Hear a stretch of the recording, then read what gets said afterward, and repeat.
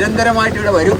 ഈ സ്ഥലത്ത് വന്നിട്ട് ഈ കണ്ടൽക്കാടുകളെയൊക്കെ നോക്കി പരിചരിച്ച് ഇതിൻ്റെ ഏതെങ്കിലും ഭാഗത്ത് കണ്ടൽക്കാടുകൾ ഇല്ലെങ്കിൽ അതെല്ലാം ഇടക്കിടക്ക് വെച്ചു കൊടുക്കും. ഇതിനകത്ത് ഫോട്ടോ എടുത്ത് വെക്കലൊന്നും ഇല്ല. നമ്മളൊരു നന്മയ്ക്ക് വേണ്ടിയിട്ടുള്ള പോരാട്ടം നടത്തുന്നതാണ്. ഒരു ദിവസം ഞാൻ ഒരു പൈസ തുറന്ന് നോക്കുന്ന സമയത്താണെങ്കിൽ അതിനകത്ത് 1500 രൂപ ഉണ്ട്. അങ്ങനെ ഇടക്കിടക്ക് ചായ കുടിക്കാൻ പുഴ തന്നെ നമുക്ക് തരുന്നുണ്ട്. ഇത് നമ്മുടെ സെൻട്രൽ നഴ്സറിയാണ്. ബ്രിഗേറിയ സിലിണ്ട്രിക്ക, ബ്രിഗേറിയ സെക്സാങ്കുല, ബ്രിഗേറിയ ജെംനോറൈസ തുടങ്ങിയിട്ടുള്ള കണ്ടൽക്കാടുകളുടെ തൈകൾ ഇവിടെ നമ്മുടെ വളർന്നു വരുന്നുണ്ട്. ഇതാണ് പ്രാന്തം കണ്ടൽ, ബ്രിഗേറിയ സിലിണ്ട്രിക്ക എന്ന് പറയും.